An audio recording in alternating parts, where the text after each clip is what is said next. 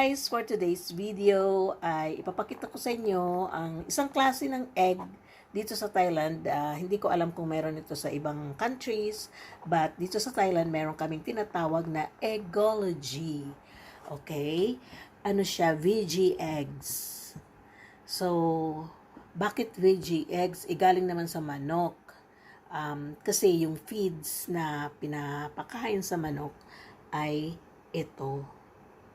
'Di ba? Yan ang pinapakain sa manok.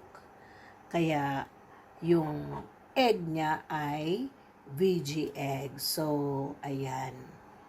Ayan siya. Ang lasa niya ay itlog. Pero ang kaibahan niya ay meron siyang vitamin B2 and vitamin A. Okay. So, ang egg naman na kinakain natin dati, kasi hindi na ako kumakain ng ibang egg, ito na lang. Ang tingin natin may vitamins naman, 'di ba? Masustansya naman.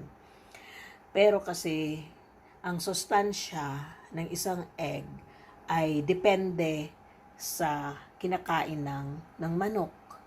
Yung mga manok, yung mga native na manok, dahil ang pinapakain natin ay tumutuka sila ng mga palay, yung mga ganyan diyan sa tabi-tabi na binibigyan natin, bigas, palay, ay masustansya siya, 'di ba? Pero yung mga yung mga 48 days ba 'yun, yung mga nasa poultry, may pinapakain, may mga medicine kasi na binibigay para lumaki silang mabilis na lumaki, 'di ba?